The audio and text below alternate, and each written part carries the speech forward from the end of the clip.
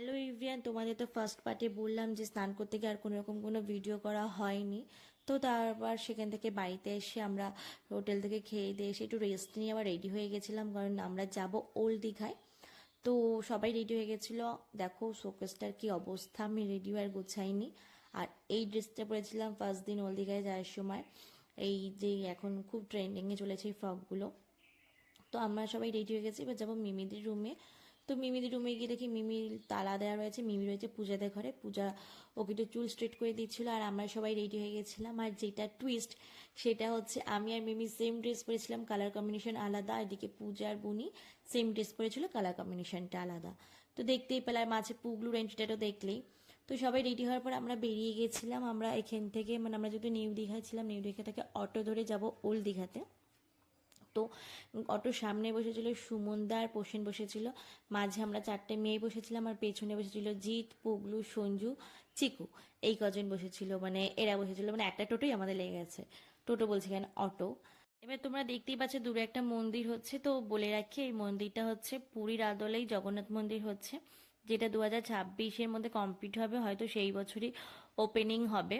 বেশ ভালো একটা মানে জায়গা করছে, যেটা দীঘায় তো সেরকম মন্দির বলে কিছু নেই, সবাই আসে ওই দীঘা, উদয়পুর, নাহলে হচ্ছে তোমার ঢেউসাগর, মোহনা, এইসবই তো একটা ঠাকুরের স্থান হচ্ছে। এটা বেশ খুব ভালো লাগলো দেখে। সামনে বছর যদি আমরা যাই তাহলে সেইটা হয়তো ওপেনিং হয়ে যাবে, তখন সেই মানে মন্দিরের ব্লগটাও তোমরা পাবে। তো দেখো, দীঘা কিন্তু মানে দীঘা বলছি কেন, নিউ দীঘা থেকে ওল্ড দীঘা অনেকটাই মানে অনেকক্ষণই লাগে যেতে।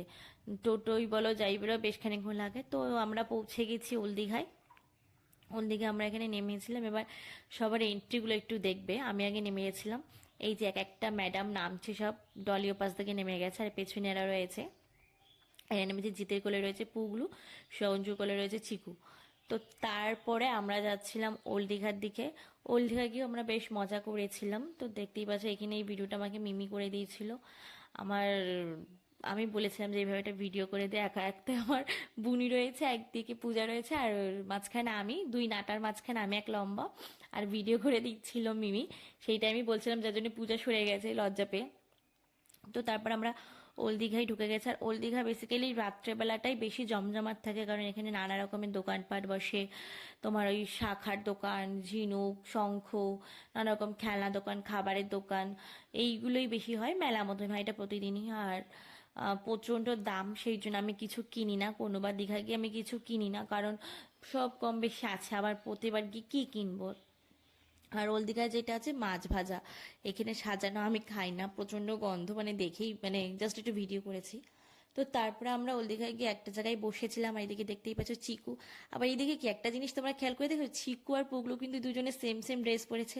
ওরাও কিন্তু আমরা যেরকম সেম ড্রেস কিনেছি, ওরা দুজনেও তাই, মানে দুই বন্ধু সেম ড্রেসই কিনেছিল। তো ওল্ড দীঘায় যেটা আমার কাছে সব থেকে বেশি ভালো লাগে, এরকম বসে মানে একটা দারুণ হাওয়া দেয়, প্লাস এরকম সমুদ্রের ঢেউ, সমুদ্রের আওয়াজ, আর হাতে এক কাপ চা, আর কিচ্ছু লাগবে না, মনে হয় একটা আলাদাই শান্তি। আমরা তো কি অনেকক্ষণ ওখানে বসেছিলাম।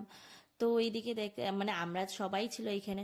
এদিকে দেখো যেরকম চিকু আর পুগলুর একটা খেলনা কিনে দিয়েছে, ওরা তো সেটা নিয়ে লাফাচ্ছে, আর ওরা সব ওখানে দাঁড়িয়ে, আর আমি ভিডিও করছিলাম। আর আমার এত রাগ হয়ে গেছিলো এই সময়, মানে এত সুন্দর সুন্দর ঢেউ দিচ্ছিল না, কি বলবো। কিন্তু আমি যেই ক্যামেরাটা অন করছি, ঢেউ আর দিচ্ছে না, মানে সে জলই আসে না, ঢেউ তো দূরের কথা। সবাই যারা গেছে তারা তো জানে যে দীঘায় কি পরিমাণে ঢেউ দেয় রাত্রেবেলা, নামাই যায় না। তবু আমরা অনেকটাই নেমেছিলাম, কিন্তু সেই ঢেউ, যেই ক্যামেরা অন করছি সেই ঢেউ বন্ধ হয়ে যাচ্ছে, আর যেই ক্যামেরা অফ করছি সেই আবার যেরকম ঢেউ দিচ্ছে। আর এখন আমি বসে বসে ভিডিও করছিলাম, আর বাদ বাকি সব আমার পেছনে বসেছিল।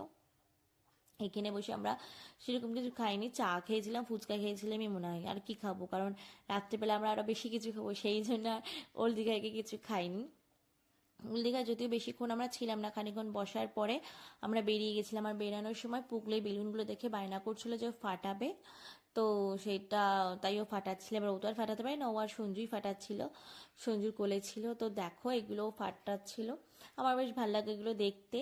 আর আমি তোমাদের সঙ্গে শেয়ার করলাম, আমি একা দেখবো কেন, যখন গেছি। তো তারপর ওদের এই ফাটানোর পরে আমরা মানে বেশিক্ষণ দাঁড়াইনি, আমরা খাবার টাবার পার্সেল নিয়ে বেরিয়ে গেছিলাম, কারণ যেহেতু আমাদের রুমে গিয়ে হতো পার্টি। তো ওদের বাবা ছেলে বেলুন ফাটানোর পর আমরা গেছিলাম খাবারের ওখানে, কারণ পার্সেল করতে তো টাইম লাগবে, অতগুলো পার্সেল। তো আর যেহেতু ওল্ড দীঘার থেকেই পার্সেল নিতে হয়, নিউ দীঘায় কোনো রাত্রেবেলা খাবার পাওয়া যায় না, সেই জন্য আমরা ওল্ড দীঘা থেকে নিয়েই রুমে পৌঁছে গেছিলাম। আর তখন বাজে 8:58। তো গিয়ে এখানে এখন রেস্ট নিয়ে ফ্রেশ ট্রেশ হয়ে তারপর সবাই এক ঘরে বসে কাউতালি করছিলাম। তো সেগুলো শেয়ার করিনি। যাই হোক, নেক্সট দিনের ভিডিও আসে খুব তাড়াতাড়ি। ততক্ষণ তোমরা সুস্থ থেকো, সাবধানে থেকো, ভালো থেকো, টাটা।